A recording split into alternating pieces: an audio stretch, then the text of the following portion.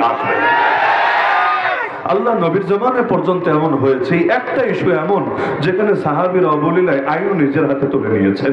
আসারিমুল মাসলুল খুলেন, সাইফুল মাসলুল খুলেন, এরকম জগৎ বিখ্যাত গ্রন্থগুলোর মধ্যে বিশুদ্ধ সূত্রে এই ঘটনা বর্ণিত পাবেন। আল্লাহ নবীর জামানে এক অন্ধ সাহাবী ছিলেন, তার এক দাসী ছিল, সেই দাসী কবিতার মাধ্যমে নবীরে নিয়ে ব্যঙ্গ করত। আল্লাহ যোগ্যতা দিয়েছিলেন, কাব্য প্রতিভা, তবে যোগ্যতাটাকে ভালো কাজে না লাগিয়ে মন্দ কাজে লাগালো। কবিতা লিখে লিখে নবীরে গালি দিল, কটূক্তি করলো, ব্যঙ্গ করলো। যখন অন্ধ সাহাবী জানতে পারলেন, তাকে বারণ করে দিলেন, সাবধান, খবরদার, দ্বিতীয়বার যদি তোকে দেখি নবীর সামনে বেয়াদবি করিস, আমি কিন্তু তোকে ছেড়ে দেব না। ভেবেছে কি আর করবে, বকা দেবে অথবা সর্বোচ্চ গায়ে একটু হাত তুলবে, এর চাইতে বেশি আর কি করবে। কিন্তু নবীরে যদি বেশি বেশি গালি দিতে পারে, ওর মার্কা চাঙ্গা হয়ে যাবে। কিভাবে? মুশরিকদের বড় বড় নেতাদের নেক নজর পড়বে। এখনকার দুনিয়া যেমন অনেকে গালিগালাজ করে এই কারণে যে মুসলমান যখন উত্তেজিত হবে তাকে কিছু হুমকি ধমকি দেবে, এটা পশ্চিমা বিশ্বের বড় বড় অনেক দেশকে দেখাবে, দেখ আমি তো এই দেশে নিরাপদ না, আমার জানের নিরাপত্তা নাই, মালের নিরাপত্তা নাই, বাক স্বাধীনতা নাই, মানবাধিকার নাই, আমাকে তোমাদের দেশে থাকতে দাও, আমি তোমাদের মূলনীতিতে বিশ্বাস করি, তোমাদের মূল্যবোধ নীতি নৈতিকতার সাথে একমত পোষণ করি। বহুত নাস্তিক দেখবেন নাস্তিকতার প্রকাশ ঘটাতে দেরি, আর বড় বড় কাফের দেশে গিয়ে আশ্রয় পেতে দেরি না। আরে আপনি বছরের পর বছর চেষ্টা করে একটা ভিসা জোগাড় করতে পারেন না, এমনকি আত্মীয় স্বজন মিলে চেষ্টা করে লাখ লাখ টাকা খুঁয়েও আপনাকে বিদেশে পাঠানোর ব্যবস্থা করতে পারে না। কিন্তু কি এক রাতারাতি, মানে ওরা একটা বেয়াদবি করে আর মুসলমান ক্ষোভে ফেটে পড়ে, ব্যাস দুদিনও সময় লাগে না, কিভাবে জানি স্বপ্নের দেশগুলোতে পাড়ি জমাতে শুরু করে। আলেম ওলামাদের জীবন যখন হুমকির মুখে পড়ে, তখন তো কেউ এভাবে এসে আশ্রয় দেয় না, তখন তো বলে না যে মামুনুল হক সাহেব, বাংলাদেশে আপনি অনিরাপদ আছেন, যে কোনো সময় এই ফ্যাসিবাদ আপনার উপর জুলুম করতে পারে, চলে আসেন, আপনাকে রিসিভ করার জন্য আমরা প্রস্তুত আছি। বললেও মানুষ একটু চাপায় বলে, হ্যাঁ, কর্তৃপক্ষ বলছেন মানুষকে একটু পিছনের ভাইদেরকে জায়গা করে দেওয়ার জন্য, চাপানোর জন্য। তবে আমার বক্তব্যে যে কয়বার স্টপ দিবেন ওই কয়বার কথার গতি নষ্ট হয়ে যাবে। এটা আগ থেকে যে কাউরে দাওয়াত দিন একটু জেনে নেবেন যে কার মেজাজ কেমন। কথার গতি আমার একবার নষ্ট হলে অনেক সময় ফেরাতেই পারি না। আরো কারো কিছু বলার থাকলে একবারে বলে ফেলেন, একবারে সব এলান করে দিই। আছে কিছু বলার?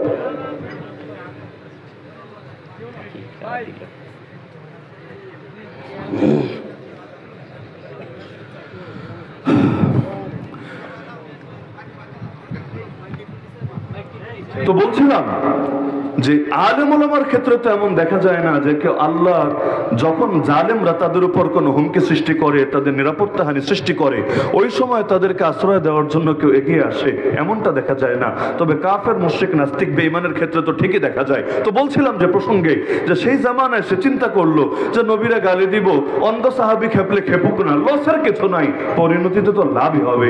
কিন্তু সে জানতো না যে আল্লাহর নবীর প্রশ্নে মুসলমান কতটা কঠোর হতে পারে। আরেকদিন যখন দেখলেন সে অন্ধ সাহাবী তার দাসী আবারও নবীরে নিয়ে গালিগালাজ করছে, তিনি এবার সিদ্ধান্ত নিলেন যে তোরে চূড়ান্ত ভাবে দফারফা করতে হবে। তবে তিনি তো অন্ধ, চোখে দেখেন না, চক্ষুষ্মান দাসীর সাথে পারবেন কিভাবে? যদি ছুরি নিয়েও যান, তিনি তো আর চোখে না দেখার কারণে দেখা যাবে তার লক্ষ্য মিস হবে, উল্টো দাসী তারা জানে মেরে ফেলবে। এজন্য তিনি অপেক্ষায় থাকলেন কখন দাসীটা ঘুমাবে। রাতের বেলা ঘুমিয়েছে, খঞ্জরটা হাতে নিয়েছেন, বিছানায় গিয়ে তার পাশে বসেছেন, এরপর কাজ যা করার তা সম্পূর্ণ করে ফেলেছেন। সকালবেলা আল্লাহ নবীর কাছে বিচার উঠেছে, ইয়া রাসূলুল্লাহ, মদিনার মধ্যে একটা খুন হয়েছে, খুন, একজন দাসীকে কে বা কারা যেন মেরে ফেলেছে। আল্লাহ নবী অপারেশন, কি বলো, ইসলামের রাষ্ট্রের মধ্যে খুনোখুনি, এত বড় দুঃসাহস কার হলো যে একজন নারীকে পর্যন্ত মেরে ফেলেছে? অন্ধ সাহাবী পেছন থেকে হাত তুললেন, ইয়া রাসূলুল্লাহ, আমার কিছু বলার আছে। নবী বললেন, সামনে আসো, কি বলবা বলো। সামনে গিয়ে বললেন, ইয়া রাসূলুল্লাহ, আমি স্বজ্ঞানে জেনে বুঝে কোন ধরনের উস্কানি বা ইন্ধন ছাড়া ইচ্ছাকৃত ওই দাসীটাকে মেরে ফেলেছি। কেন? একমাত্র কারণ হলো সে আপনাকে নিয়ে ব্যঙ্গ করেছিল, কটূক্তি করেছিল। আপনার একজন আশিক হিসাবে, একজন উম্মতি হিসাবে আমি সইতে পারি নাই, আমি নিজ হাতে তাকে মেরেছি। এখন আপনি যদি আমাকে মৃত্যুদণ্ডের ফয়সালা দেন, আমার শিরচ্ছেদের রায় দেন, আলহামদুলিল্লাহ, আলহামদুলিল্লাহ, আমি এতে খুশি আছি। কিন্তু আমার হাজার জানের বিনিময় হলেও আমি আপনার ইজ্জত হেফাজতের জন্য সর্বদা প্রস্তুত আছি। তা আল্লাহ নবী সাল্লাল্লাহু আলাইহি ওয়াসাল্লাম পুরো ঘটনা তাহকিক শেষে যখন আসলে নিশ্চিত হলেন যে হ্যাঁ, এই অন্ধ সাহাবী বাস্তবেই নবীকে গালি দেওয়ার কারণেই সেই দাসীকে মেরেছে, ব্যক্তিগত কোনো স্বার্থই ছিল না, দুনিয়াবি কোনো উদ্দেশ্য বা অভিলাষে ছিল না, আল্লাহ নবী তাকে মৃত্যুদণ্ড তো দিলেনই না, উল্টো নবী তাকে ক্ষমা করে দিলেন। নবী বললেন, দামুহা হাদার লা ইয়ানতাতুহু ফিহা আনাজান, এই দাসের রক্ত মূল্যহীন, এবং তার রক্ত যে মূল্যহীন এটার ব্যাপারে আরে মানুষ তো মানুষ, দুইটা ছাগল পর্যন্ত গুতাগুতি করবে না। অর্থাৎ এই মাসআলা নিয়ে কেউ কিছুতে দ্বিমত করার প্রশ্নই আসে না। তুমি যাও, তোমাকে এজন্য কোনো শাস্তি পেতে হবে না। তো বলছিলাম যুদ্ধের ময়দানের কথা। তো কাফেরদের মধ্যে একজন গালি দিল মুসলমানদেরকে খেপিয়ে তোলার জন্য, উত্তেজিত করার জন্য। কারণ যুদ্ধের ময়দান যদি মুসলমান উত্তেজিত হয়ে যায় তাহলে জয় তো তাদেরই হবে, মুসলমান হয়তো কোনো বড় ভুল করে ফেলবে আবেগের তাড়নায়, আর সেই ভুলের সুযোগ নিয়ে তারা ছক্কা মেরে দেবে। ওই সময় আল্লাহ নবীর যে সাহাবী ছিলেন সেখানে উপস্থিত, ঘোড়ার উপর সওয়ার ছিলেন, ঘোড়ার উপর থেকে চিৎকার করে উঠলেন, আরে কাফের, তোর মুখ সামলে রাখ, খবরদার আল্লাহ নবীকে নিয়ে কোনো ব্যঙ্গ করিস না, না হলে মুসলমান কিছুতেই সয়ে নেবে না। সে ভেবেছে হুজুররা তো কত হুঙ্কারি দেয়, হুজুরদের হুঙ্কার নিয়ে এত সিরিয়াস হওয়ার কি আছে, এগুলো বলা জাস্ট বলা পর্যন্তই, তারা কি আর বাস্তবে কিছু করতে পারবে? আর যুদ্ধ চলছে, সে আছে বাহিনীর মাঝামাঝি অবস্থানে, তারে মারতে চাইলেও আগে সম্মুখ সারি যারা আছে, সামনের কাতারে যারা আছে, ওদেরকে অতিক্রম করে তো আসতে হবে। তো এখন এদেরকে অতিক্রম করে নাই, দূর থেকে হ্যাঙ্কারেঙ্গা ট্যাঙ্কারেঙ্গা এটা বললেই কি আর না বললেই কি, মোটেও পেরেশান হয় নাই, উল্টো আগে যে সুরে গালি দিচ্ছিল গালির মাত্রা এবার দ্বিগুণ বাড়িয়ে দিল, আল্লাহ নবীকে নিয়ে আরো কটূক্তি করতে শুরু করলো। সেই সাহাবী এবার তাকে সম্বোধন করে বললেন, আরে শোন, আমার নাম এটা, আমার বাপের নাম এটা, আমার মায়ের নাম এটা, তুই আমাকে গালি দে কিচ্ছু বলবো না, আমার বাপে গালি দে কিচ্ছু বলবো না, আমার মায়ের গালি দে কিচ্ছু বলবো না, তবে শেষবারের মতো সতর্ক করছি, আল্লাহর নবীরে নিয়ে আরেকবার বেয়াদবি করলে কিন্তু ছেড়ে দেব না। তারপর তাকেও গালি দিল না, তার বাবাকেও গালি দিল না, তার মাকেও গালি দিল না, আল্লাহ নবীরে নিয়ে গালিগালাজ শুরু করে দিল। এবার সেই সাহাবী ঘোড়ার উপর থেকে লাফ মেরে নিচে নেমে গেলেন, তরবারিটা কোষ মুক্ত করলেন, নাঙ্গা তলোয়ার হাতে নিয়ে কাফেরদের ভিড়ের দিকে ছুটে যেতে লাগলেন। অন্যরাও তারা থামাচ্ছিলেন, আরে করেন কি করেন কি, এই বিশাল বাহিনীর ভেতরে সে আছে নিরাপত্তা বেষ্টিত, আপনার কি দরকার তার পর্যন্ত যাওয়ার, আর আপনি পারবেন নাকি, আপনাকে তো এরাই কচুকাটা করে ফেলবে, আগে যুদ্ধ হোক, যদি যুদ্ধে আমরা জিতি ওরা বন্দী হয় পরবর্তী বিচার পরেও করা যাবে, কিন্তু আপাতত আপনি ক্ষান্ত হন, আপনি শান্ত হন। সেই সাহাবী এক বাক্যে জবাব দিলেন, আরে নবীর ইজ্জত যদি হেফাজত করতে না পারি এই জীবন বাঁচিয়ে রেখে কি লাভ হবে। এটা বলে তরবারিটা নিয়ে যখন সেই বাহিনীর মধ্যে ঢুকতে শুরু করলেন, প্রথমে যারা সামনে ছিল তারা এবার তার উপর অ্যাটাক দিল। আল্লাহর বান্দা সর্বোচ্চ শক্তি দিয়ে বীর বিক্রমে চতুর্দিকে একসঙ্গে তরবারি চালাতে শুরু করলেন। এখন ডানেও লাশ পড়তে শুরু করলো, বামেও লাশ পড়তে শুরু করলো, সামনেও লাশ পড়তে শুরু করলো। আর কাফেরদের কলিজাগুলো তো এতটা দুর্বল, এতটা ভীতু, বাস্তবিক ভাবে নিজেদেরকে যতটাই সুপুরুষ দাবি করুক না কেন ওরা এতটাই কাপুরুষ। আরে মুসলমান ঘুমিয়ে থাকে বলে ওদের কাপুরুষতা বোঝা যায় না, মুসলমান যদি বাস্তবে সিংহের মতো হুঙ্কার দিয়ে জাগতে শুরু করে ওরা শিয়ালের মতো ল্যাজ গুটিয়ে পালাতে এক মুহূর্ত সময় নেয় না। তো এখন যখন দেখলো কয়েকটা লাশ পড়ে গেছে, আর কে মোকাবেলা করবে, এক একজন এক একদিকে সরতে লাগলো।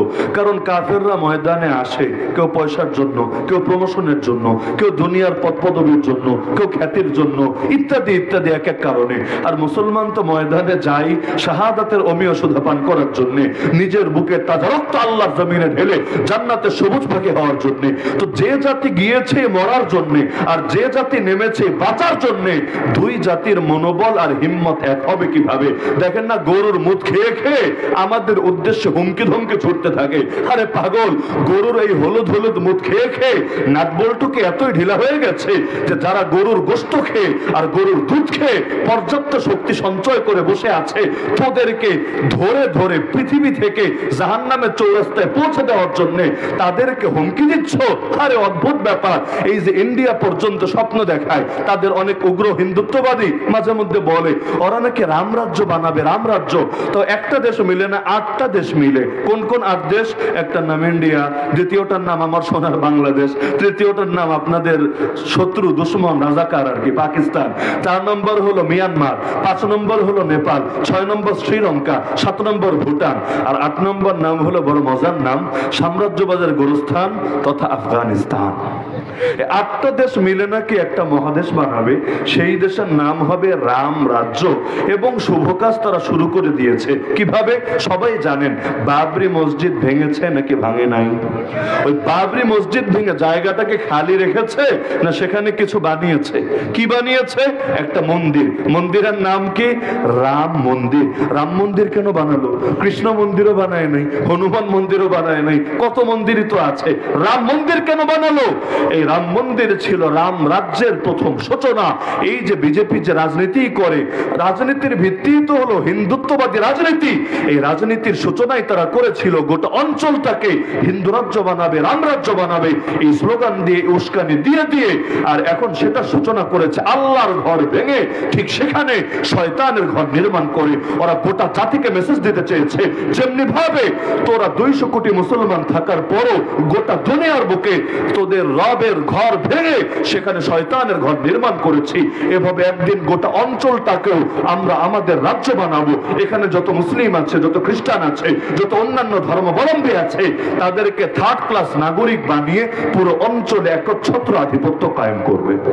কিন্তু আমার ওই দিনটা দেখার জন্য মাঝে মধ্যে বাঁচতে মনে চায় যে আল্লাহ ওই কয়টা দিন অন্তত হায়াত দিও, যে গরুর মূত্রখোররা যেদিন আফগানিস্তানে যাবে লড়াই করার জন্য, রাম রাজ্যের পরিধি বিস্তৃত করার জন্য, যে আফগানিস্তান জয় করতে এসে ইংল্যান্ড সে ব্রিটিশ পর্যন্ত ফেল মারলো, যে আফগানিস্তান ধ্বংস করতে এসে সোভিয়েত ইউনিয়নের নাম নিশানাও দুনিয়ার মানচিত্র থেকে হারিয়ে গেল, যে আফগানিস্তানকে খেতে এসে 19টা বছর পর্যন্ত সর্বোচ্চ চেষ্টা ব্যয় করে আমেরিকার সুপার পাওয়ার গিরির বেলুন পর্যন্ত ফুটা হয়ে গেল।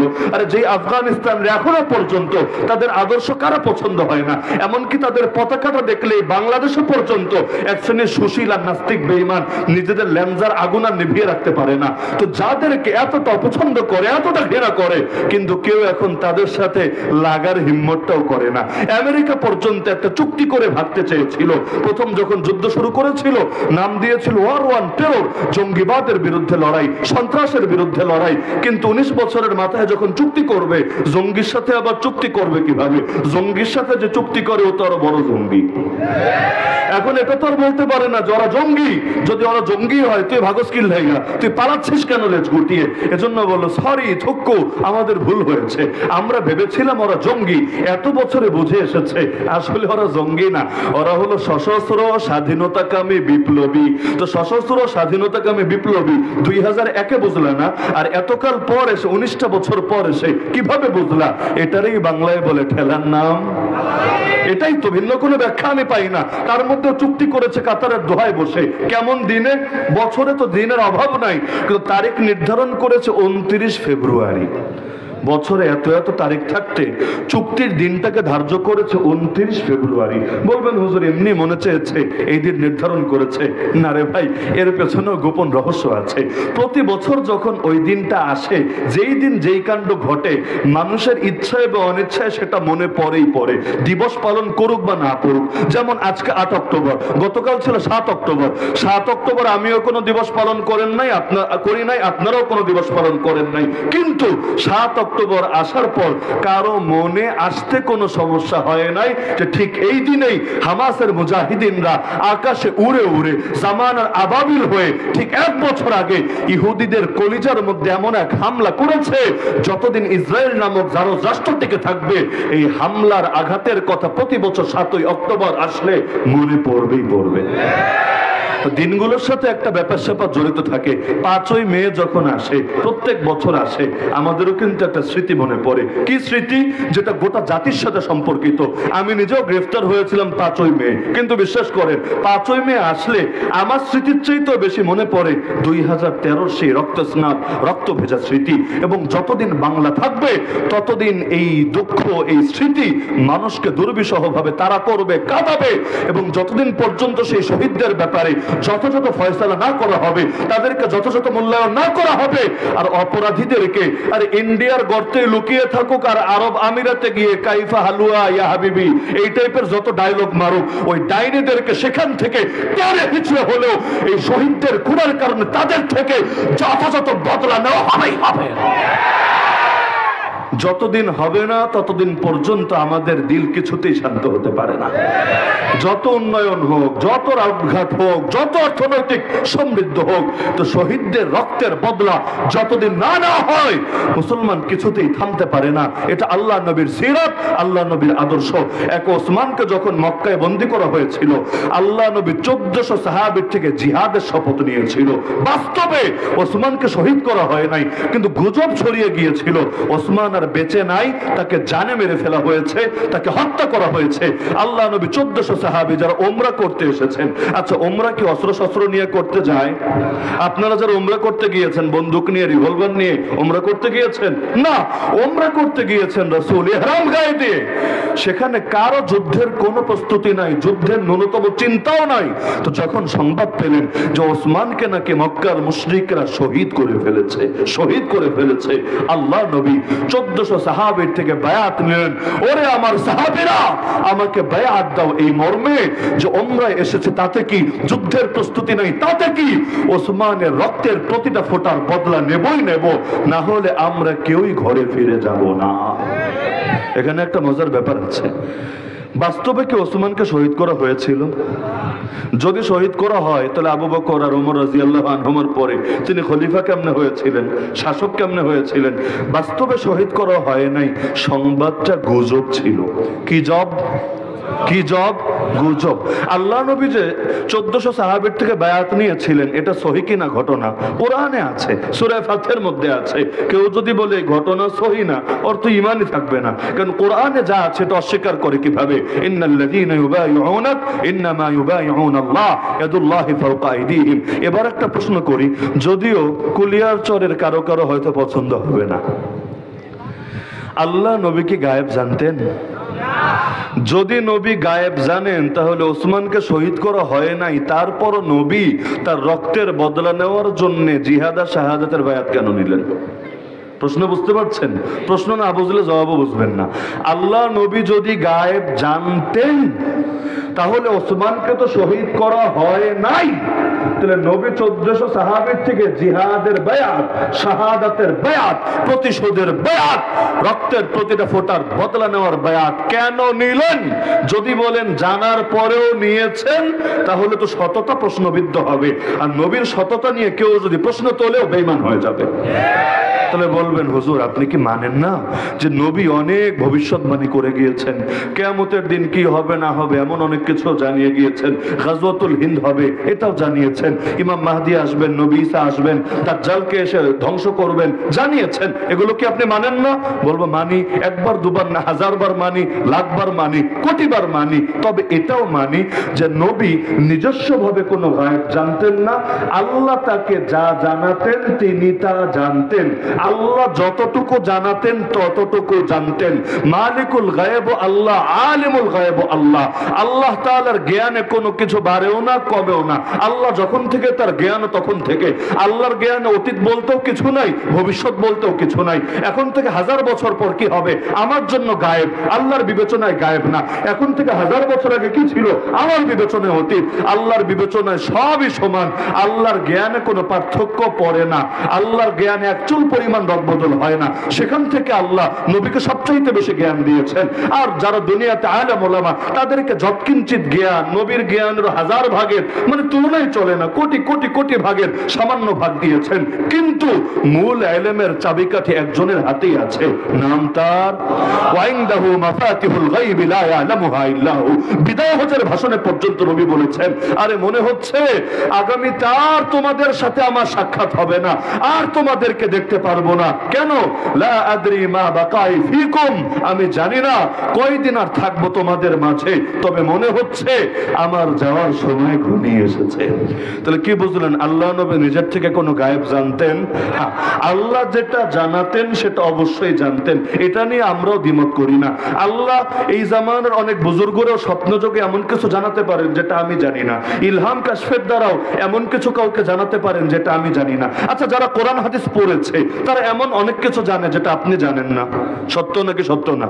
জান্নাতে কি কি হবে না হবে, যারা কোরআন পড়েন নাই, হাদিস পড়েন নাই, জানেন না, খালি জানেন জান্নাত হক, জান্নাত আছে, কিন্তু জান্নাতের ফলগুলো কেমন হবে, নহরগুলো কেমন হবে, জান্নাতের মধু কেমন হবে, জান্নাতের মদ কেমন হবে, জান্নাতের হুররা কেমন হবে, আরে জান্নাতের প্রকৃতি কেমন হবে, জান্নাতে সবচাইতে বড় নিয়ামত কি হবে, কয়জন জানে? তো যে জানে আর যে জানে না সে কি সমান? প্রশ্নই আসে না, বরং যে জানে সে বেশি জানে, যে জানে না সে তার চাইতে পিছিয়ে আছে। তো যারা জানলো তারাও তো গায়েব জানলো, কিন্তু এই গায়েব জানার মানে কি সে আলিমুল গায়েব হয়ে গেছে? নাউযুবিল্লাহি মিন যালিক। আলিমুল গায়েব কে? আরে আলিমুল গায়েব কে? কোরআন বলে দিচ্ছে আলিমুল গায়বি ফালা ইউযহিরু আলা গায়বিহি আহাদা। আল্লাহ আলিমুল গায়েব, তিনি তার গায়েব কারো সামনে প্রকাশ করেন না, তবে ইল্লা মান ইরতাদা মির রাসূল, যে রাসূলের উপর তিনি খুশি আছেন, তিনি সন্তুষ্ট আছেন, তার সামনে কিছু কিছু গায়েব জাহির করেন। তবে এর মানে নবী গায়েবের মালিক বা গায়েবের সব জানতা হয়ে গেছেন তা না। গায়েব জানেন কে? আল্লাহ। কষ্ট পেলেন নাকি? কষ্ট পেলেন নাকি? সমাজে অনেক সময় ভুল ছড়াতে ছড়াতে এটাই এমন ভাবে শক্ত হয়ে যায় যে সত্যটা বললে অনেকের গা শিউরে ওঠে। বেদাতি সমাজে বসে কেউ যদি নবীর সুন্নতের অনুসরণ করে, উল্টা তারে দুশমন রাসূল বলে গালিগালাজ করতে থাকে। বেদাত করেও সে নবীর দুশমন না, কিন্তু আরেকজন সুন্নত মাইনাও নবীর আশিক হইতে পারলো না। যেমন যেখানে সব চোর, সব চোর, উপরের গুলোও চোর, নিচের গুলোও চোর, মাঝখানে শেষ আসতে চেয়েছে সাধু বাবা। দেখবেন ও সাধু বাবা তো হতে পারবেই না, উপরের কর্মকর্তারা নিচের কর্মচারীরা উভয় দিক থেকে ষড়যন্ত্র করে ওর হয়তো চাকরিই খাবে, অথবা ওরে দুনিয়া থেকে সরায় দিবে, অথবা ওরে মিথ্যা মামলা টামলা একটা দিয়ে জেলে ভরাবে। কেন? নষ্টের রাজ্যে নষ্টই ভালো, জঙ্গলের ভেতর প্রাণী আর জন্তুরাই ভালো, সেখানে ভালো মানুষ গেলে ভালো থাকতে পারে না, উল্টো তারে সবাই মিলে ভণ্ড প্রমাণ করে ছাড়ে। এখনের জামানে দেখেন না, মেয়েরা পর্দা করলে, বোরকা পড়লে খারাপ, আর ল্যাংড়া থাকলে ভালো। ল্যাংড়া থাকলে বলবে সুশীল, আধুনিক, বিজ্ঞান মনস্ক, এলিট, সুশীল, কত টাইপের সুন্দর সুন্দর শব্দ। আর যদি বোরকা গায়ে দেয়, আরে জঙ্গি নাকি, মৌলবাদী নাকি, বোরকার তলায় বোমটোম আছে নাকি, টিটকারি মারে নাকি মারে না।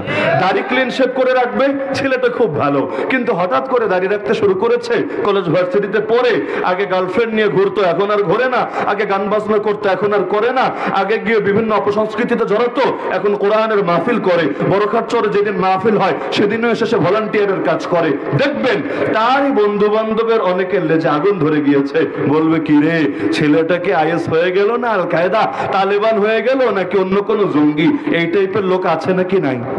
ওদের জন্য আলেম ওলামা শান্তিতে কথা পর্যন্ত বলতে পারে না। আরে ওরা যা মনে চায় বলবে, খালি বলবে না, পুরো দেশটাকে গিলে খাবে, এতে অপরাধ হবে না।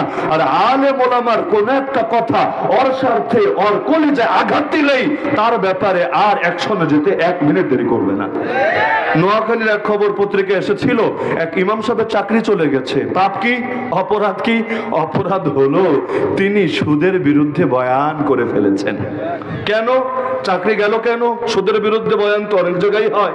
চাকরি গিয়েছে ওই মসজিদের কমিটি সুদখোর। এটা পত্র পত্রিকার রিপোর্ট, আমার বানানো কোনো কথা না। কমিটি ভেবেছে হুজুর মনে হয় মুসল্লিদেরকে আমাদের বিরুদ্ধে উস্কানি দিচ্ছে, মনে হয় তলে তলে বান্ডিল টান্ডিল কিছু পেয়েছে, মনে হয় নতুন কমিটি বানায় আমগরে লাইঠা মসজিদ থেকে বিদায় করবে। আসলে হুজুর জানেও না যে ভেতরে ভেতরে এত ধরনের বিশ্লেষণ এবং পর্যালোচনা চলছে। কোরআনে সুদ নিয়ে কথা আছে, তাই তিনি সুদের কথা বলেছেন। এখন কারো কলিজায় যদি আঘাত লাগে কি করার আছে? আমাকে আজকে কয়েকটা বিষয়ে কথা বলতে অনুরোধ করা হয়েছে। এর মধ্যে একটা বিষয় ছিল যে আমানতের খেয়ানত নিয়ে হুজুর 2-4 বাক্যে একটু সতর্ক করে দিয়েন। অনেক বিষয় বলা হয়েছে, আমার বয়ানের মধ্যে সব অটোই চলে আসবে। তা আমানতের খেয়ানত নিয়ে উদাহরণ হিসাবে আমি যদি বয়ান শুরু করি, কেউ যদি ভাবে কি রে হুজুর টের পাইলো কেমনে যে আমি খেয়ানত করেছি, মনে হয় আমার শত্রুরা হুজুরের কান পরা দিয়েছে। হুজুর এসে তো আগে স্টেজে আসে না, রুমে বসে ভাত খেয়েছে। ওই সময় মনে হয় কেউ কানে কানে গিয়ে বলেছে যে হুজুরটা তো সুবিধার না, ওই লোকটা হুজুর সে ভালো না, তারে আপনি একটু ধুইয়া দিয়েন, একটু তারে সার্ফ এক্সেল দিয়ে ওয়াশ করে দিয়েন, তো এই জন্য হুজুর মনে আমার বিরুদ্ধে বয়ান করছে। এমন হয় নাকি? হয় না। গতকাল মাওলানা সাদিকুর রহমান আজহারী, বাংলাদেশের প্রখ্যাত একজন আলেম, আমরা যখন ওয়াজের মাঠে আসি নাই তখনও তারা ওয়াজ করেন। আমি তো ওয়াজের মাঠে আসলাম সেদিন, আমার ওয়াজের ময়দানের আকর্ষণও ছিল না, এখনো আগ্রহ অত বেশি কাজ করে না। আমি লেখালেখির মানুষ আর ছাত্র পড়ানোর মানুষ, আমার এটাতেই তবিয়ত কাজ করে। এখন মানুষ জোর করে করে মাঠে এনে এনে বক্তা বানিয়ে ছেড়েছে।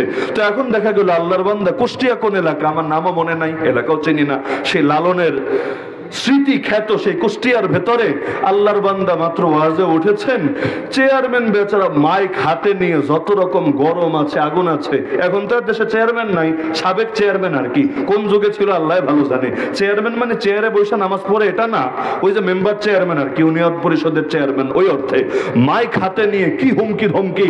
এটা তাফসীরুল কোরআন মাহফিল, এখানে শুধু কোরআনের কথা হবে, হাদিসের কথা হবে, এর বাইরে কোনো কথা চলবে না। অনেকে ভাবে এটা আর কি যে কোরআন আর হাদিস মানে হলো অতীত, অতীত হাজার বছর আগের কিচ্ছা। কোরআন আর হাদিসে কোনো বর্তমান খুঁজে পাওয়া যাবে না। অথচ কোরআন আর হাদিস কি অতীত নাকি কোরআন আর হাদিস বর্তমান? যদি বলেন কোরআন আর হাদিস অতীত, তাহলে কিয়ামত পর্যন্ত হেদায়েতের কিতাব হয় কিভাবে? কিয়ামত পর্যন্ত সর্বযুগের জন্য জীবন বিধান হয় কিভাবে? কোরআন একদিনের জন্য অতীত হবে না। কোরআন এমন একটা আয়না, যেই আয়নায় কোন যুগ, কোন সমাজ, কোন পরিবার, কোন ব্যক্তি তার চেহারা দেখতে কোন অস্পষ্টতা কাজ করবে না। কোরআনে আল্লাহ ফেরাউনের গল্প শুনিয়েছেন, যেমন আমার আগে হযরত বয়ান করছিলেন। এর মানে আল্লাহ কিচ্ছা শুনিয়েছেন, রূপকথা শুনিয়েছেন, গল্প শুনিয়েছেন। আরে বিষয়টা এমন না, কোরআন গল্পের বই না, উপন্যাসের বই না, ইতিহাসের বই না, কোরআন তো হেদায়েতের বই। যালিকাল কিতাবু লা রাইবা ফি হুদাল লিল মুত্তাকিন। তাহলে আল্লাহ ফেরাউনের কিচ্ছা কেন বললেন? আরে আল্লাহ ফেরাউনের কিচ্ছা বলেছেন অতীতের গল্প শোনানোর জন্য না, না হলে কোন একটা কিচ্ছাও আল্লাহ পুরোপুরি শোনান না। না ফেরাউন, না নবী মুসা, না অন্য কোন নবী। একটা ঘটনা আমাকে দেখাতে পারবেন না যে জীবনের শুরু থেকে শেষ পুরোটা আমরা যেভাবে ইতিহাস বলি এভাবে আলোচনা আছে, একটাও পাবেন না। বরঞ্চ পাবেন জীবনের বিচ্ছিন্ন কিছু ঘটনা, 20 বছরের একটা ঘটনা, 40 বছর বয়সের একটা ঘটনা, বুড়াকালের একটা ঘটনা। কেন বলেন? আল্লাহ বলেন এজন্য যে এক ফেরাউন লোকান্তরে, লক্ষ ফেরাউন ঘরে ঘরে। এক ফেরাউন মরেছে নবী মুসার জামানায়, তাতে কি হয়েছে? 2024 সালে বাংলাদেশেও ফেরাউন থাকবে, আর কোনটা হয়তো জেন্টস হবে, কোনটা লেডি হবে, পার্থক্য থাকবে, কিন্তু এরকম ফেরাউন একের পর এক আসবে। তো কিয়ামত পর্যন্ত যত ফেরাউন আসবে তার মোকাবেলা উম্মত কিভাবে করবে? তারা জামানার মুসা হয়ে আসা লাঠি হাতে নিয়ে এই জালেমদেরকে পৃথিবী থেকে উৎখাত করবে। কোরআনের প্রতিটা গল্প নিয়ে যদি বলতে শুরু করি বছর পার হবে, কিন্তু বর্তমানের সাথে মিল দেখিয়ে শেষ করা যাবে না। আরে বাংলাদেশে এমন একটা সেক্টর, এমন একটা জায়গা, এমন একটা সাইড দেখাতে পারবেন না যার শিক্ষা কোরআন থেকে বের করা যাবে না। কোরআন যখন নাজিল হয়েছে দুনিয়াতে ব্যাংকিং সেক্টর ছিল না। কোরআন যখন নাজিল হয়েছে এই ক্যাপিটালিজম, এই গণতন্ত্র, এই জাতীয়তাবাদ, এই আধুনিক রাষ্ট্র ব্যবস্থা, এই হ্যাং ট্যাং কিচ্ছু ছিল না। কিন্তু এই জামানায় এত নতুন কিছু আবিষ্কার হয়েছে, তাই বলে এগুলোর সমাধান কি কোরআন থেকে দেওয়া সম্ভব না? আপনারা যখন আমাদেরকে ফতোয়া জিজ্ঞাসা করেন, আমরা কি ফতোয়া বাপের বাড়ি থেকে দেই নাকি কোরআন হাদিস থেকে দেই? যদি আমার দেশ থেকে আমি ফতোয়া আমদানি করে এনে শোনাই যে এই ফতোয়া মেড ইন সিলেট, এই ফতোয়া মেড ইন চা বাগান, এই টাইপের যদি আমি কোনো কথা বলি, ওই কথা কি আপনি গ্রহণ করবেন? আরে গ্রহণ করবেন। কিন্তু আমি যদি বলি এই কথা আল্লাহর কথা, এই কথা রাসূলের কথা, অবশ্যই আপনি গ্রহণ করতে বাধ্য। এজন্য মুফতির আর একটা নাম হলো মুওয়াক্কিউন আন রাব্বিল আলামিন, রব্বুল আলামিনের পক্ষ থেকে স্বাক্ষরদাতা। কেন? মুফতি মাসআলা লেখার পর যে সাইনটা দেয়, এই সাইন দেওয়া মানে এটা তার নিজের মত, এটা বোঝানো না, বরং এই সাইন দেওয়ার মানে হলো এটা আল্লাহর মত, এটা রাসূলের মত, এটা বোঝানো। তাহলে কোরআন কি অতীত না কোরআন বর্তমান? আরে বলেন না অতীত না বর্তমান? এখন থেকে 1000 বছর পর আজকের দুনিয়া হয়তো অতীত হয়ে যাবে, 1000 বছর লাগবে না, এখন থেকে 5 বছর পরই আজকের বাংলাদেশ অতীত হয়ে যাবে, কোরআন এক সেকেন্ডের জন্য অতীত হবে না। কোরআন হামেশা হামেশা বর্তমান থাকবে। তো হুজুর কি বয়ান করেছে তাও আমি জানি না, তবে এতটুকু বুঝেছি যে তিনি কোরআন নিয়ে তাফসীর করতে গিয়ে যুগের কোনো ঘটনার সাথে হয়তো সামঞ্জস্য দেখিয়েছেন, যদি সেটা ভুলও হয়। সঠিক না ভুল আমি তো আগেই বললাম যে ওই কথাটাও আমার শোনার সুযোগ হয় নাই, মানলাম কথাটা ভুলই হলো। তো কথা ভুল হলে এটা শুধরানোর তরিকা কি? মাহফিলে সভাপতি রাখে কিসের জন্য জানেন? সভাপতি বুঝেন না? মাহফিলে সভাপতি থাকে না? আজকের মাহফিলে সভাপতি নাই। সভাপতির কাজ কি? শেষ টাইমে খালি আখেরি মোনাজাত করে খতম করে দেওয়া না রে ভাই। সভাপতির কাজ হলো কোন হুজুর কোন ভুল কথা বলছে কিনা এটা শুধরে দেওয়া। আমার ভুল হতে পারে না, আমার পরে যিনি বয়ান করবে তার ভুল হতে পারে না, আমার আগে যিনি বয়ান করলেন তার ভুল হতে পারে না। তো যে কোনো ভুল হলে যাতে করে ভুল নিয়ে মানুষ ঘরে না ফেরে, এজন্যই সভাপতি রাখা হয়। তিনি চিরকুটে লিখে বক্তাকে জানাবেন, অথবা নিজে কথা বলার সময় বার্তাগুলো দিয়ে দিবেন যে এই কথাটা ভুল হয়েছে, এই বিষয়ে আপনারা সতর্ক থাকবেন। যেমন কাবা শরীফের ইমামও যদি ভুল করে, পেছনে যারা থাকে লোকমা দেবে নাকি দেবে না? কাবা শরীফে নিয়মিত একটা ইমাম থাকে পেছনে, যিনি নামাজ পড়ায় না, কখনো এক ওয়াক্ত নামাজ পড়ায় না। তার দায়িত্ব হলো কোন হুজুরের ভুল হচ্ছে কিনা খালি এটা চেক দেওয়া। দেখবেন যদি ভিডিও দেখেন অনেক সময় খেয়াল করবেন একজনেই খালি ভুল ধরে, একজনেই বেশিরভাগ সময় লুকমা দেয়। কাহিনী কি? পেছনে তো অনেক হাফেজ আছে, একজনে লুকমা কেন দেয়? কারণ তাকে রাখাই হয়েছে এজন্য। আমরা রমজান মাসে এটা করি, সারা বছর না পারলেও যেহেতু আমাদের আর্থিক সীমাবদ্ধতা আছে। এমনি তো মসজিদে মুয়াজ্জিন, ইমাম, খাদেম, খতিবের কদরও সব জায়গায় ঠিকভাবে করা যায় না। এখানে ইমাম যদি আবার 2 জন রাখে তাহলে বেতন 10 মাসে ক্লিয়ার হবে কিনা আল্লাহ ছাড়া কেউ জানে না। ওদের তো টাকার সমস্যা নাই, এজন্য এক্সট্রা একজনকে রেখেছে, এজন্য যে ইমাম কাবার ইমাম, তাতে কি ভুল তারও হতে পারে। ভুল হতে দেরি, লুকমা দিতে দেরি হবে না। তাহলে সহি তরিকা শুধরে দেন না, কে না করেছে? কিন্তু আলেমের ভুল কি জালেমে ধরতে পারে? আরে ধরতে পারে?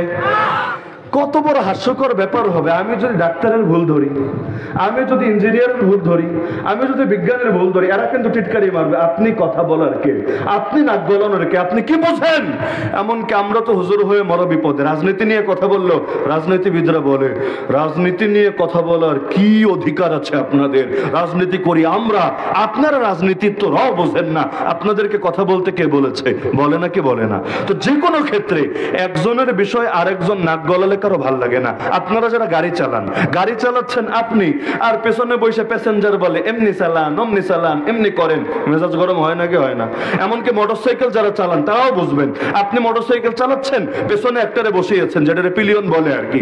এই পিলিয়ন এখন এ ভাই এমনি চালাও, এ ভাই এমনি করো, যে কোনো রাইডারের কিন্তু মেজাজ গরম হবে।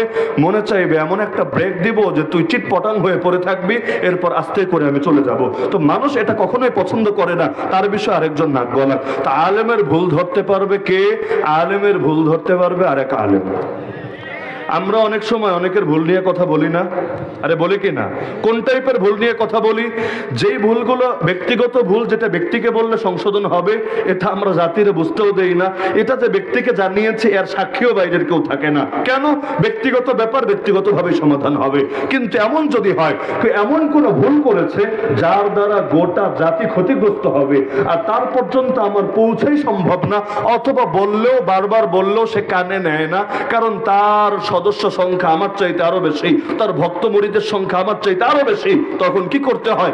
জাতিকে তার ব্যাপারে সজাগ করতে হয়, সচেতন করতে হয়, সতর্ক করতে হয়। কারণ ইসলাম আমাদের এটাই শিখিয়েছে, যত বড় ব্যক্তি হোক না কেন, ভুলের ক্ষেত্রে কেউ অনুসরণ যোগ্য হবে না, বরং ভুলকে ভুল বলতেই হবে। এর জন্য নামাজের মতো পবিত্র বিধানের মধ্যেও আল্লাহ বিধান দিয়েছেন ইমাম ভুল করলে লুকমা দিতে হবে। মনে করেন 3 নম্বর রাকাতের পর আমি বৈশা পড়লাম, নিয়ম হলো 4 রাকাতে বসবো, মাগরিব না, এমনি 4 রাকাত বিশিষ্ট নামাজ, ধরেন এশাই। আমার বসার কথা 4 রাকাতে, বসে গেলাম 3 রাকাতে। হতে পারে না? কি করবেন আপনি পিছনে বসে? আপনারা কি করেন? কিভাবে দেন লুকমা? এটা ভুল কথা প্রসঙ্গে আসলে তাই বলে দিলাম। আল্লাহু আকবার বলে লোকমা দেওয়া ভুল। লোকমা দিবেন কি দিয়ে? নবী হাদিসে বলেছেন আত-তাসবিহু লির-রিজাল ওয়াত-তাসফিকু লিন-নিসা। পুরুষ যদি হয় তাহলে লোকমা দিবে সুবহানাল্লাহ বলে। কি বলে দিবে? বলবেন হুজুর জীবনে তো শুনিই নাই। শুনবেন কেমনে? হাদিসের উপর আমলই তো নাই। আমল থাকলে না শোনার প্রশ্ন। যেমন বিধান হলো কাতারে একা দাঁড়াবেন না, একা কাতার করবেন না। পারলে সামনের কাতারে গিয়ে চিপায় চাপায় ঢুকলে ঢুকে যান। যদি না পারেন তাহলে আপনার সামনে মাঝ বরাবর যে আছে ওরে আস্তে আস্তে পেছনে টাইনা নিয়ে আসেন। বাংলাদেশে সামনের কাতারে যে আছে ওরে খালি টাচ কইরা দেখেন, টানা লাগবে না, খালি টাচ কইরা দেখেন। এমন জোরে চর একটা মারবে, দাঁত সব না পড়লেও 2-4টা অন্তত পড়বে। বলবে বেয়াদবের বেয়াদব, নামাজের মধ্যে ফাইজলামি করতে এসেছিস, অথচ মাসালাই তো ভাই এটা, কিছু করার নেই, মাসালাই এটা। আরে আমরা এত অজ্ঞের অজ্ঞ। আমরা তো মুসাফির থাকি বেশিরভাগ সময়, যেহেতু সফর করি। তো মুসাফির থাকলে মনে করেন কোন এক জায়গায় মসজিদে গেলাম, কিন্তু ইতিমধ্যে জামাত শেষ হয়েছে। তা আমরা একটা জায়গায় কোনায় 2 জন মিলে 3 জন মিলে জামাত করলাম। কখনো দেখা যায় এলাকার কেউ এসে সঙ্গে দাঁড়িয়ে গিয়েছে, উদাহরণ দেওয়ার জন্য বলছি, এলাকার কেউ এসে সঙ্গে দাঁড়িয়ে গিয়েছে। তো আমরা তো মুসাফির, আমরা তো 4 রাকাত বিশিষ্ট নামাজ 4 রাকাত পড়বো না। কয় রাকাত পড়বো? কয় রাকাত পড়বো?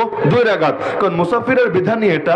সব জায়গায় অর্ধেক না, যে 3 রাকাতের জায়গায় 1.5 রাকাত, আবার ফজরের 2 রাকাতের জায়গায় 1 রাকাত, তা তো আর চলে না। তবে 4 রাকাত বিশিষ্ট নামাজ কয় রাকাত? 2 রাকাত। তো আমরা 2 রাকাত ফিরিয়ে পড়ে সালাম ফিরিয়ে দেই। দেখা যায় এলাকার যারা এসে শরিক হয়েছে এই পাগলগুলো 2 রাকাত পরে আমাদের সাথে সালাম ফিরিয়ে দেয়। হয় নাকি হয় না? আপনাদেরও হতে পারে, জীবন অভিজ্ঞতা থাকতে পারে। এখন বলা লাগে ভাই আমরা মুসাফির, আল্লাহর রাস্তে কষ্ট করে নামাজটা আরেকবার সাইরা নাও, কিচ্ছু করার নাই। কারণ তোমার তো 2 রাকাত না, তোমার তো 4 রাকাত, তুমি তো আমাদের সাথে ছাড় গ্রহণ করতে পারো না।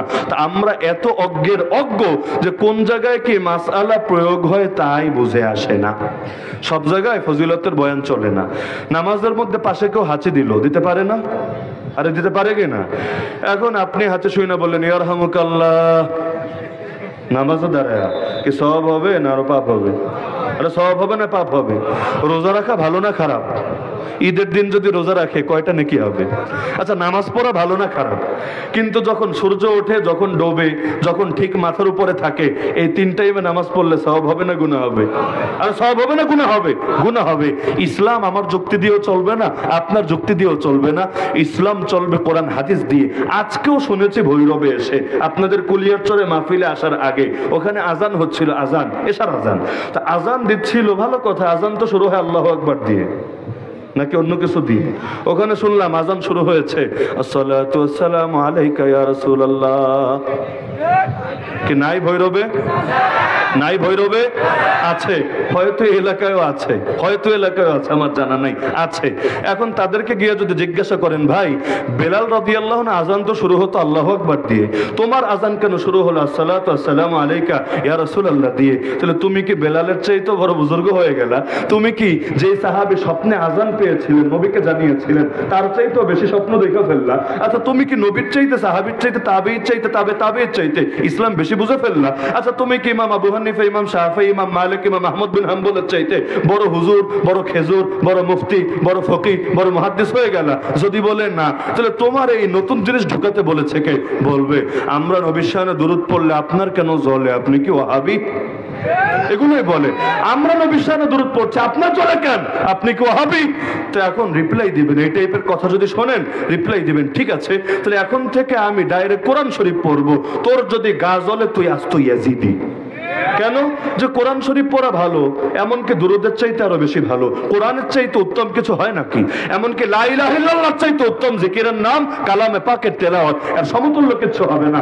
এখন যদি আযান দেওয়ার আগে নিয়মিত মাইকটা চালু দিয়েই আল্লাহু লা ইলাহা ইল্লা হুয়াল হাইয়ুল কাইয়্যুম অথবা হুয়াল্লাহুল্লাযী লা ইলাহা ইল্লাহু এটা শুরু করে দেয়, অথবা কোরআনের অন্য অংশ পড়া শুরু করে দেয়, তাহলে এরাও খেপবে নাকি খেপবে না? বলবে কি রে ভাই নতুন আযান কোত্থেকে আনলা? এটাকে মেড ইন চায়না না মেড ইন জাপান আগে ক্লিয়ার করো।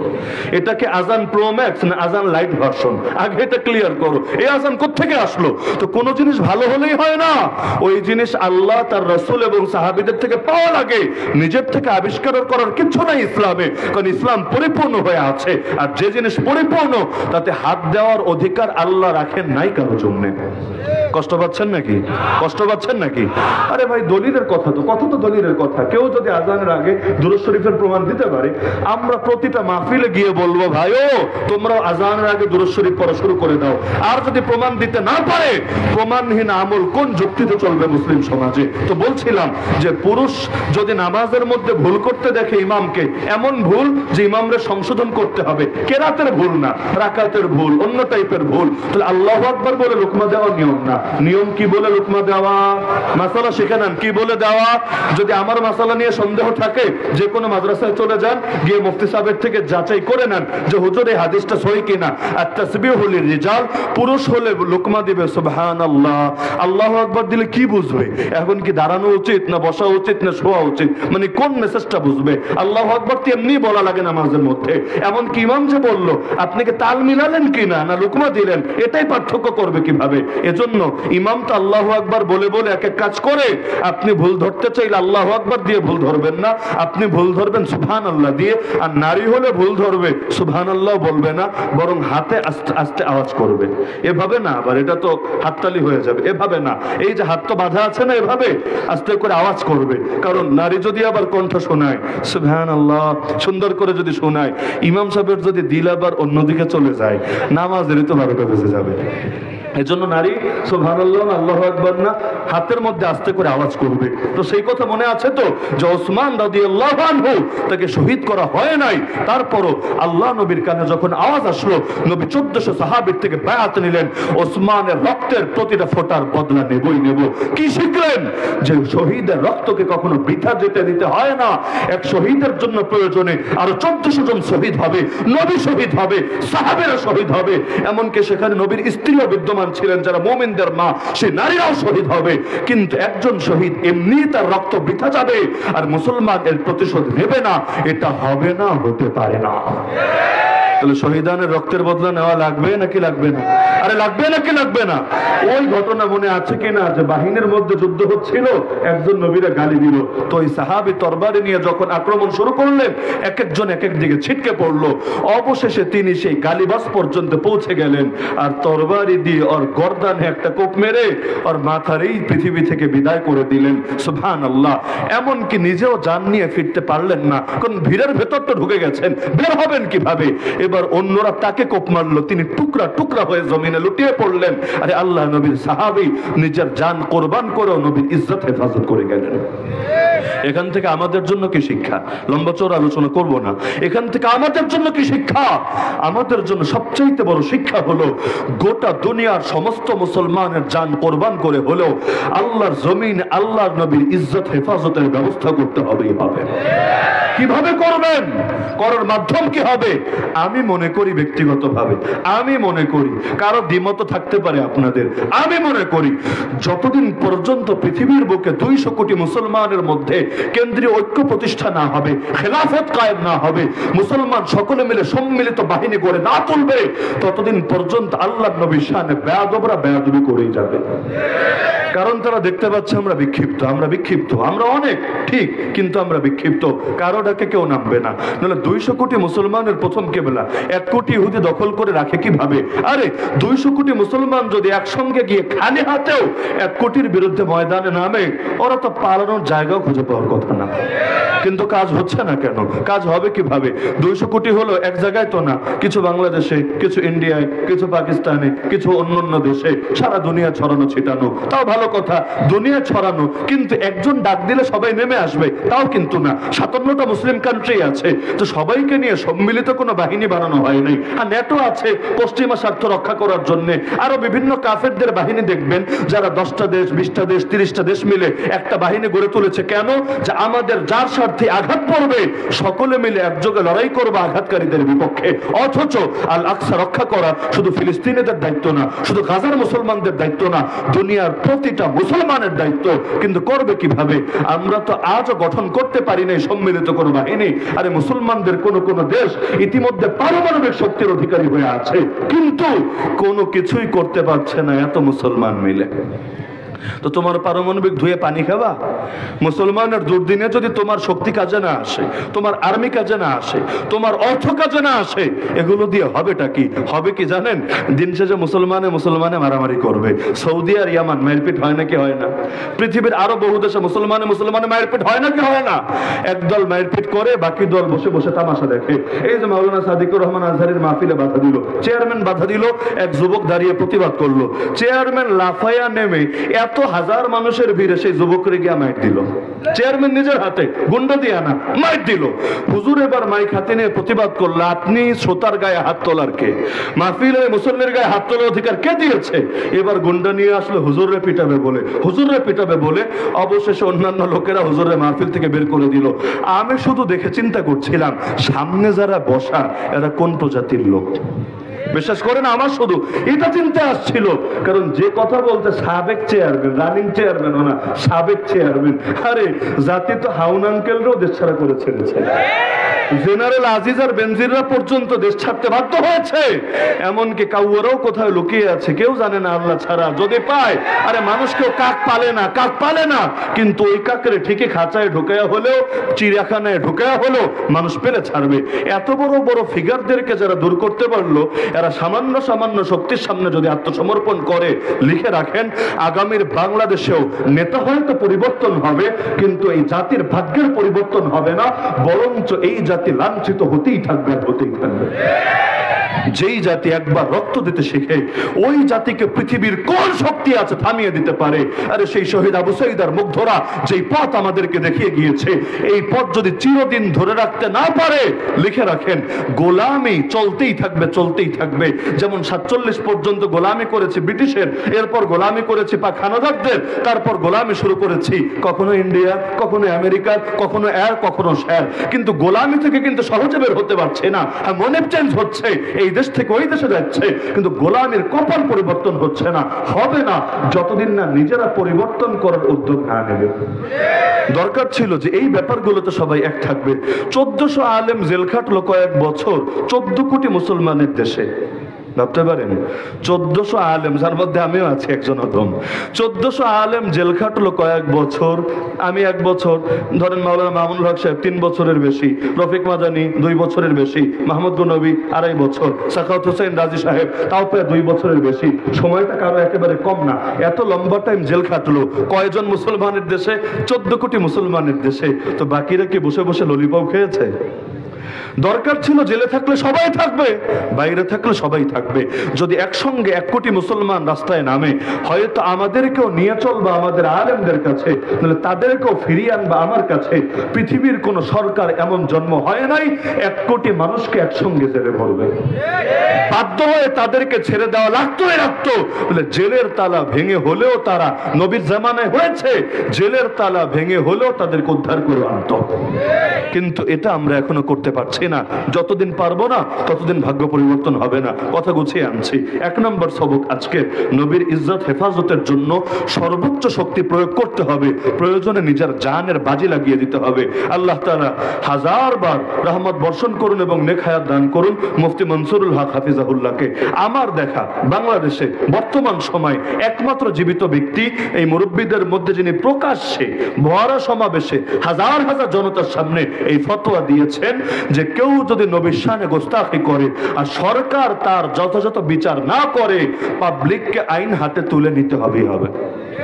আমি দ্বিতীয় কাউকে দেখি নাই এত বড় বুকের পাঠা নিয়ে প্রকাশ্যে ফতোয়া দিয়েছেন, এমনকি যারা রাজনীতি করে তাদেরকেও দেখি নাই, কিন্তু সম্পূর্ণ অরাজনৈতিক হয়ে সারা জীবন দস্তাদৃশের মধ্যে কাটিয়েও আল্লাহর বান্দে এই বয়সে এসেও এই ফতোয়া দিয়েছেন। বাস্তবিক ফতোয়া তো এটাই। এবং তিনি বলেছেন, হ্যাঁ এখন তোমরা বলতে পারো তারা তো ফাঁসি দিবে। তিনি বলেছেন আলহামদুলিল্লাহ, এটাই তো প্রাপ্য বিষয়। কেন? জান্নাতে যেতে দেরি লাগতো, হয়তো 20 বছর পর, 30 বছর পর, 40 বছর পর জান্নাতে যাবে, কিন্তু এই ফাঁসি তারে খুব দ্রুত জান্নাতে পৌঁছে দেবে। আরে গলায় দড়ি লাগতে দেরি, আল্লাহর কাছে পৌঁছতে দেরি না। আল্লাহ তাআলা শহীদের রূহটাকে নিয়ে জান্নাতের সবুজ পাখির ভেতর ঢুকিয়ে দেন, আর বলে বান্দা ডানা মেলে মেলে উড়তে থাক, আর কিয়ামত পর্যন্ত জান্নাতের নাজ নেয়ামত ভোগ করতে থাক। তা নবীর ইজ্জতের ব্যাপারে কোনো আপোষ চলবে না। ফিতনা যখন সামান্য থাকে দমন করে দিলে সহজ, ফিতনা যখন বড় হয়ে যায় দমন করা সহজ কথা না। যখন আগুন জ্বলে মগ দিয়ে পানি ঢাললেও আগুন নিভে যাবে, কিন্তু যখন আগুন খুব বাড়া বেড়ে যায় ফায়ার সার্ভিস এসে অনেক সময় নিয়ন্ত্রণ করতে পারে না। গোলাম আহমদ কাদিয়ানি যখন একা এক ব্যক্তি ছিল, ওরা সহজেই চাঁদের দেশে পাঠিয়ে দিলে দুনিয়ার ঝামেলা খতম হয়ে যেত, কিন্তু ডালপালা বিস্তার করতে করতে এত বাড়া বেড়েছে এই বাংলাদেশে 53 বছর ধরে আন্দোলন করে আজও সম্ভব হয় নাই তাদেরকে রাষ্ট্রীয়ভাবে অমুসলিম ঘোষণা দেওয়ার। এজন্য ফিতনাকে বাড়তে দেওয়া যাবে না। এটা স্পষ্ট রাখতে হবে যে এই জাতির বুকে কেউ নবীর শানে বেয়াদবি করে একদিনের জন্য টিকে থাকতে পারবে না। এমনকি সরকারে থেকেও অথবা বাহিনীতে থেকেও কেউ যদি নবীর শানে বেয়াদবি করে, আরে জাতি প্রয়োজনে নিজেদের বুকে তাজা রক্ত ঢেলে হলেও ওর মতো কুলাঙ্গারের ক্ষমতা থেকে লাথি মেরে বিদায় করে ছাড়বে। তার নবীর ইজ্জতের ব্যাপারে কোনো আপোষ আছে? আরে কোনো আপোষ আছে? এক নম্বর এই সবক মনে রাখতে হবে। 2 নম্বর হলো চূড়ান্ত ভাবে নবীর ইজ্জত হেফাজত করতে চাইলে খেলাফত কায়েম করতে হবে। আর খেলাফত এটা সারা দুনিয়ার মুসলমানদের কেন্দ্রীয় নেতৃত্বের নাম। 200 কোটি মুসলমানের যিনি হবেন অভিভাবক তাকে ইসলামের ভাষায় বলা হবে খলিফা, আমিরুল মুমিনিন, ইমামুল মুসলিমিন। কিন্তু 200 কোটি তো পরে ভাই, 14 কোটি এক হয় না আগে। 200 কোটি বাইচা থাকলে হবে, ধাপে ধাপে হবে, কিন্তু যেই 14 কোটি আছে এই দেশে অন্তত আমরা দ্বীনের মৌলিক কিছু বিষয়ে, হ্যাঁ আমি বলছি না ইখতিলাফ ছেড়ে দেন, ইখতিলাফ যদি দলিলের আলোকে হয় করবেন না কেন, করেন, কিন্তু ইখতিলাফ থাকে ইখতিলাফের জায়গায়, আর আমাদের জাগরণ হোক জাগরণের জায়গায়। আচ্ছা, আল্লাহর জমিন আল্লাহর দিন কায়েম করতে হবে, এটা কি ইখতিলাফি মাসালা? ইসলামকে পূর্ণাঙ্গভাবে সমাজে বাস্তবায়ন করতে হবে, এটা কি ইখতিলাফি মাসালা? আরে ভাই, তুমি আলিয়া হও, কওমিয়া হও, মাযহাবি হও, না মাযহাবি হও, তুমি সুফি হও, তুমি রাজনীতিবিদ হও, তুমি যা মনে চায় তা হও, যেই ব্যাপারগুলোতে কোনো দ্বিমত নাই, আসেন না সেই ব্যাপারগুলোতে এক হয়ে যায়। আমি রাজনৈতিক আর নির্বাচন ঐক্যের কথা বলছি না রে ভাই, আমি রাজনীতি করিও না, রাজনীতি নিয়ে আমার এত টেনশনও কাজ করে না। আমি রাজনৈতিক ঐক্যের কথা বলছি না, কেন জানেন? রাজনৈতিক ঐক্য বাংলাদেশে বহুতবার হয়েছে, কিন্তু ব্যাঙের মতো ওই ব্যাঙ যদি মাপার জন্য কোনো পাল্লায় উঠান না, যে 100টা ব্যাঙ উঠে দেখে কয় কেজি হয়, তো এক পাল্লায় উঠালেন ব্যাঙ 100টা, আর এক পাল্লায় দিলেন বাটখারা, মাপবেন তো দূরের কথা, কয় কেজি দেখবেন তো দূরের কথা, পাল্লা উঠে দেখবেন 100টার মধ্যে 90টা 95টারে খুঁজে পাওয়া যাবে না। তো ব্যাঙ যেভাবে, যদি উদাহরণটা খারাপ, শুনতে খারাপ লাগতে পারে, কিন্তু জাতিগত বাস্তবতা অস্বীকার কিভাবেই করা যেতে পারে। আমরা সেই জাতি যাদেরকে ব্যাঙের মতো এক জায়গায় একত্রিত করা সম্ভব না, নাহলে বাংলার জমিন একবার দুবার না বহুতবার ঐক্য হয়েছে, কিছু আমাদের জন্মেরও আগে, কিছু আমাদের জন্মের পরে। এমন ঐক্য আমি মনে করি ওই ঐক্য যদি 10 বছর বজায় থাকতো, বাংলার জমিন থেকে নাস্তিক বেঈমানরা লেজ গুটিয়ে পালাতো। যেমন সেই দেশ স্বাধীন হওয়ার পরে ধর্মভিত্তিক রাজনীতি নিষিদ্ধ ছিল, এরপর যখন সেই নাম বলার দরকার নেই, একজন ক্ষমতায় এসে নাম বললে একদল খুশি, এবার আর একদল বেজার, খুব ঝামেলা, বাদ দেন। তো একদল এসে যখন তারা এটাকে পরিবর্তন করে দিল, ধর্মভিত্তিক রাজনীতির অনুমতি দিল, ওই সময় একটা সংগঠন গঠিত হয়েছিল সব দলকে নিয়ে, আইডিয়াল ইসলামিক ডেমোক্রেটিক লীগ, যার সভাপতি ছিলেন খতিব আজম বাংলাদেশ খতিব সিদ্দিক আহমদ হাফিজ রহমতুল্লাহ আলাই, পটিয়ার শাইখুল হাদিস ছিলেন, কওমের কৃতি সন্তান, তিনি ছিলেন সভাপতি। অন্যতম দায়িত্বশীল ছিলেন মাওলানা আব্দুর রহিম, যে লম্বা একটা সময় জামাতের আমির ছিলেন, পরবর্তীতে জামাত ইসলাম অবশ্য ত্যাগ করে দিয়েছেন এবং বিপ্লবের পক্ষে অনেকগুলো বই লিখেছেন। এরকম সব ঘরানার, এর মধ্যে বেরলভী ছিল, আহলে হাদিস টাইপের লোক ছিল, কওমে ছিল, আলিয়া ছিল, সব ছিল। এমনকি তারা ক্ষমতায় এসেছিল, কয়টা যেন আসন পেয়েছিল, 6টা না কয়টা আমার ঠিক মনে নাই, তবে সংসদেও বসেছিল। বেশি দিন টিকে নাই, কয়েকদিনের মাথায় এটা ভেঙে গেল। আইডিয়াল নামের অস্তিত্ব নাই। জীবনে শুনেছেন আইডিয়াল নাম? ইতিহাস পড়লে শুনবেন, বর্তমানে নামও শুনবেন না, হারিয়ে গেছে। এরপর হাফেজ জি হুজুর যখন রাজনীতিতে আসলেন, ঐক্য হয়েছিল নাকি হয় নাই? আপামর জনসাধারণ সকলে মিলে, মুরব্বীরাও হয়তো অনেকে সাক্ষী আছেন, হয়তো আপনাদের এলাকায় হাফেজ জি হুজুর এসেছিলেন ওই সময়ের সফরে, কারণ সারা দেশ মোটামুটি নির্বাচনী সফর তিনি করেছিলেন, প্রেসিডেন্ট নির্বাচনে দাঁড়িয়েছিলেন। সকলে একযোগে সেই খেলাফত আন্দোলনে যোগ দিল, হাফেজ জি হুজুরের হাতকে শক্তিশালী করলো। নির্বাচনে তিনি 3 নম্বর হলেন, তিনি ক্ষমতায় আসতে পারলেন না, সেখানেও ভোটের কারচুপি ছিল, বিশাল ষড়যন্ত্র ছিল। এরপর দল যে এক একটা ভেঙে চুরে কই গেল আল্লাহ ভালো জানে। এরপর এরপর গঠিত হলো ইসলামী শাসনতন্ত্র আন্দোলন। এটাও মূলত ছিল ঐক্যের একটা প্ল্যাটফর্ম। সবগুলো দলকে নিয়ে একবার শাইখুল হাদিস সাহেব, কয়দিন থাকবেন চরমনায়ের মরহুম পীর সাহেব, কয়দিন থাকবেন অমুক, কয়দিন থাকবে তমুক, চললো কয়েক বছর। এমনকি সাইদি সাহেবও ছিল এখানে। পরবর্তীতে ভেঙে চুরে আলাদা একটা দল হলো, আস্তে অন্যরা বের হলো। এরপর হতে হতে হতে হতে হতে কত দল যে হলো আমার মুখস্থও নাই, বিশ্বাস করেন আমি জানি না বাংলাদেশে মোট কয়টা ইসলামী দল আছে। অবশেষে 2013-তে আমাদের যোগে আলহামদুলিল্লাহ সুম্মা আলহামদুলিল্লাহ শাইখুল ইসলাম আল্লামা শাহ আহমদ শফি আল্লাহ তাআলা হযরতের কবরকে নূরে রান্বিত করেন। অরাজনৈতিক নেতার অধীনে, এবার রাজনীতিবাদ অরাজনৈতিক নেতার অধীনে আল্লাহ নবীর ইজ্জত হেফাজতের জন্য, কাদিয়ানীদেরকে কাফের ঘোষণা করার জন্য, নাস্তিক বেঈমানদের ব্যাপারে যারা নবীর শানে বেয়াদবি করে চূড়ান্ত মৃত্যুদণ্ডের সাজা বাস্তবায়ন সহ 13 দফা দাবি নিয়ে এমন এক ঐক্য কায়েম হলো সুবহানাল্লাহ, যেটা বাংলাদেশের ইতিহাসে বিরল। হয়েছে নাকি হয় নাই? আগেও শাখাগত ঐক্য হয়েছে, বাবরি মসজিদ আন্দোলনের ঐক্য বলেন, তাসলিমা নাসরিন খেলো ঐক্য বলেন, হয়েছে। কিন্তু আমার ধারণা, আমার ক্ষুদ্র ধারণা, যে অতীতের ঐক্যের চাইতেও এই মিডিয়ার যুগে এসে 2013-তে যে ঐক্য হয়েছে সারা দুনিয়ায় বেশি আলোচিত ছিল, বেশি সেন্সিটিভ ছিল, এবং এমনকি ক্ষমতাসীন গদ্দিনেসীন সরকারও ভয় পেয়ে গিয়েছিল। রাতের বেলা গুলি চালিয়েছিল কেন? ভয়টা কোথায়? আরে ভয় হলো এখানে যেই খেলা হয়েছে 2024-এ ভয় পেয়েছে ওই খেলা মনে হয় 2013-তেই হয়ে যাবে। অবশেষে সেই ঐক্য গেল। যাওয়ার পর এখন তো আমার পায়ের তলায়ও মাটি নাই, আপনার পায়ের তলায়ও মাটি নাই। এখন এসে সামনে নির্বাচন, সবাই বুঝতে পারছে আসো ভাই ঐক্য করি, আসো ভাই ঐক্য করি। যদি হয়ও হবে বলে আমার এখনো বিশ্বাস হয় না, ছোট মুখে বড় কথা আর কি। যদি হয়ও ঐক্য হতে দেরি, ভাঙতে কয়দিন দেরি হবে আল্লাহ ভালো জানে। ওই মিডিয়ার স্টারদের বিয়ের মতো, ওরা বিয়ে করার আগে পাবলিক গুনতে শুরু করে তালাক হবে কবে, ডিভোর্স হবে কবে, কারণ জানে এই মিডিয়ার খেলাটাই এমন। ওরা বিয়েই করে কয়দিনের জন্য আর তালাক দিতেও দেরি হয় না। তো এরকম মানুষ অপেক্ষায় থাকে ঐক্য হবে কবে, ঐক্য ভাঙবে কবে। এজন্য আল্লাহকে সাক্ষী রেখে বলছি, আমি শুধু রাজনৈতিক আর নির্বাচন ঐক্যের কথা বলছি না, আমি বলছি অভিন্ন কিছু লক্ষ্যকে সামনে রেখে, বড় বড় কিছু মাকসাদ সামনে রেখে আমাদের আদর্শিক ঐক্য। আদর্শিক ঐক্য দরকার নাকি দরকার না? এবং এভাবে ঐক্যবদ্ধ হতে হবে দুনিয়া সবাইকে। আরে তুমি আফগানিস্তানে আছো তাতে কি, আমি বাংলাদেশে আছি তাতে কি, আরে তুমি পাকিস্তানে আছো তাতে কি, আর আমার আরেক ভাই ইন্ডিয়া আছে তাতে কি। তো যেই বিষয়গুলোতে আমরা এক, সেই বিষয়গুলোতে আমাদের ঐক্যবদ্ধ হবে। এই অঞ্চলের জন্য আমি মনে করি, আল্লাহর কসম করে বলছি, এই অঞ্চলের জন্য আমি মনে করি সবচেয়ে বড় চ্যালেঞ্জের নাম উগ্র হিন্দুত্ববাদ। আমি কি বানিয়ে বলছি বা আমি কি অবাস্তব কিছু বলছি? বাংলাদেশের জন্য, ইন্ডিয়ার জন্য, পাকিস্তানের জন্য, এই গোটা অঞ্চলের জন্য সবচাইতে বড় মাথা ব্যথার নাম নাস্তিকতাও না, সবচাইতে বড় মাথা ব্যথার নাম উগ্র হিন্দুত্ববাদ। যদি ওরা সফল হয় আমরা ব্যর্থ হবই হব, যদি আমরা সফল হই ওরা ব্যর্থ হবেই হবে। হয়তো আমরা বাঁচবো, না হলে ওরা বাঁচবে। ডু অর ডাই, এই টাইপের একটা প্রশ্ন হয়ে গিয়েছে। টুডে অর নট, হয়তো এখনই ঘুরে দাঁড়াতে হবে, নাহলে কোনোদিনও আর ঘুরে দাঁড়ানোর সুযোগ আসবে না জিন্দগিতে। এই টাইমগুলোতে হিন্দুত্ববাদ দমনের জন্য মুসলমানকে আবার এক হওয়া দরকার নাকি দরকার না? না হলে শুধু ইন্ডিয়ার মুসলমান মাইর খাবে তা না, এই বাংলাদেশের বুকেও শান্তিতে থাকতে পারবেন না। এখন তো মাইর করেন হাত উপরে বাঁধবেন না নিচে বাঁধবেন এটা নিয়ে, হাত যখন এখান দিয়ে কাটবে না তারপর বাকি ইখতিলাফ কইরেন যে কোথায় বাঁধবেন এটা নিয়ে, হাতও নাই বান্দাচের টেনশনও নাই। তাহলে আমি বলছি না যে ইখতিলাফ ছেড়ে দেন, আগেও বলেছি করেন, ইলমি ইখতিলাফ ইলমি ভাবে করেন, কিন্তু মৌলিক কিছু মাকসাদকে সামনে রেখে আসেন। আরেকবার জেগে উঠি হাইয়া আলাল জিহাদ বলে। পারবেন না? আরে পারবেন না? আপনাদের এই কুলিয়ারচরে 12 রবিউল আউয়াল নাকি এক মুসলমান পিটিয়ে মেরে ফেলেছে। এতই যদি তোমাদের কারেন্ট থাকে রে ভাই, আমি কারো পক্ষে বিপক্ষে বলতে চাচ্ছি না, এতই যদি তোমাদের কারেন্ট থাকে, এই শক্তিটা হিন্দুত্ববাদীদের বিপক্ষে, নাস্তিক্যবাদীদের বিপক্ষে, এমনকি এই সমস্ত দালালদের বিপক্ষে প্রয়োগ হতে দেখি না কোন দুঃখে। লড়াই তো করোই, কিন্তু লড়াইটা ইসলামের জন্য হয় না কেন?